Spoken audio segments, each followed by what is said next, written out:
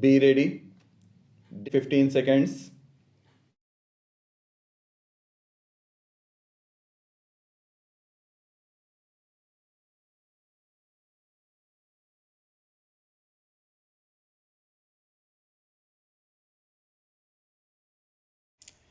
Mr. Speaker, Sir, I welcome this opportunity which has been provided by this Honorable House to discuss this statement which I made the other day before the Honorable members. I welcome this opportunity for two reasons. First, it gives me an opportunity of removing some misgivings which are entertained by the honorable members. At the same time, it will also give me an opportunity to clarify some of the details of this statement which I have made before this house. Before doing that, I would like to make a few observations, and these are that some of the honorable members have expressed views that, so far as the matter of food is concerned, it has to be treated as a national problem. I do agree with those honorable members who have suggested that, so far as this problem is concerned, let us have a national outlook and let us not bring politics into it, and let us try to see how we can overcome the difficulties with which we are faced, how we can make food available to our people at a reasonable price, and how we can help in the increased production of food grains and cereals and other commodities, so that we may not have to face this kind of difficulty in the future. Sir, the second thing which I would like to point out is that I think the time has come when we should be clear in our mind that this is not because of preconceived ideas that we had placed a certain policy before this house and before the country last year.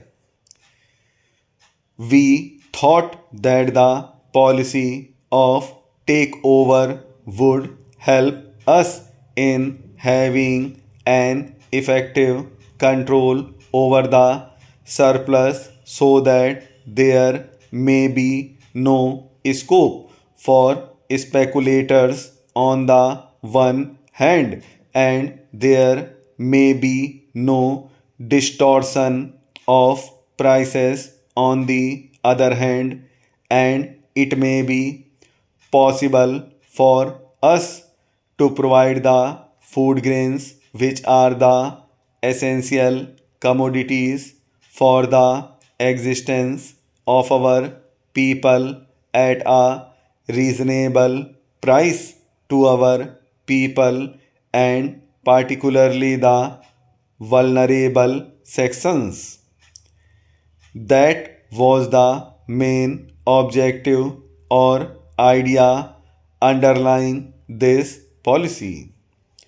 So far as procurement is concerned, that was a procedure in order to implement that particular policy.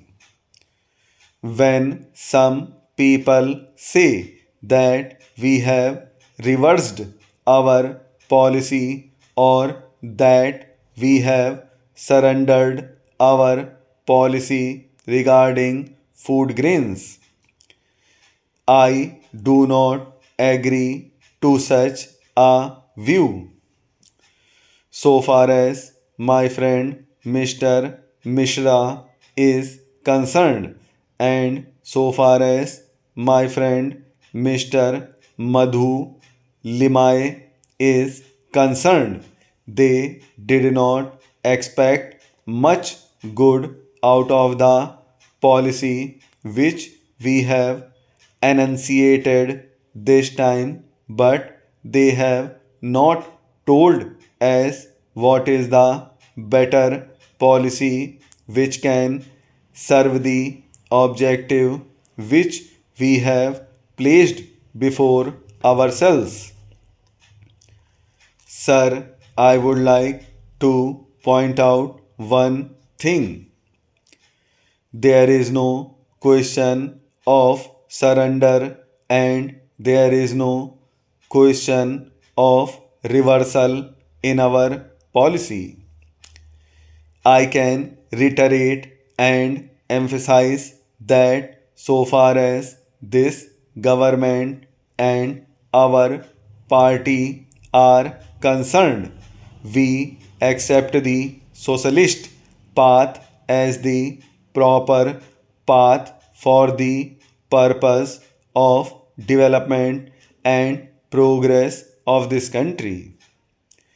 We are very clear about this. We shall pursue this path. Maybe that we may have to change the emphasis from time to time. Maybe we may have to change the direction from time to time. But we hope that the goal that we have set before ourselves will be achieved in the long run. Now, the question before us is this: why did the policy which we had placed before the House and was accepted by it was not a success? I can give you a number of reasons for this.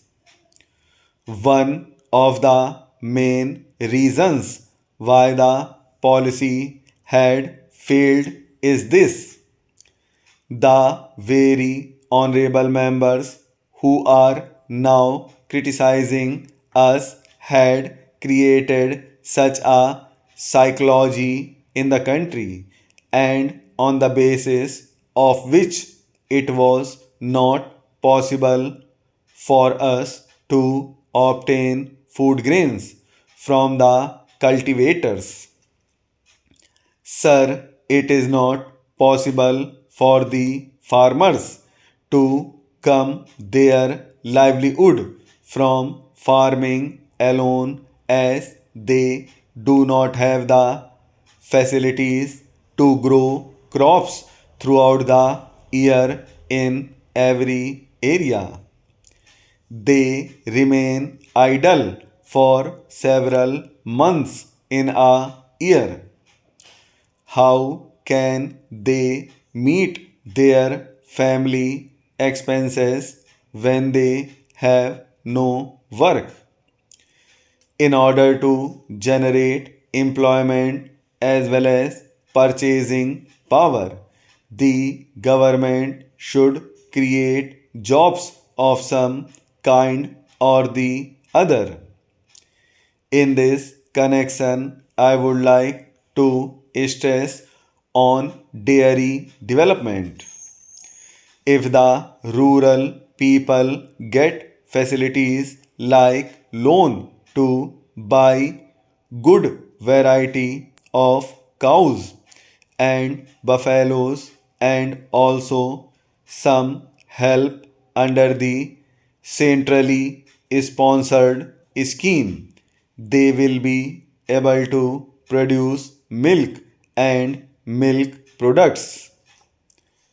Therefore, I urge the Government of India to pay adequate attention to promote dairy in different parts of the country. I hope the government will pay attention.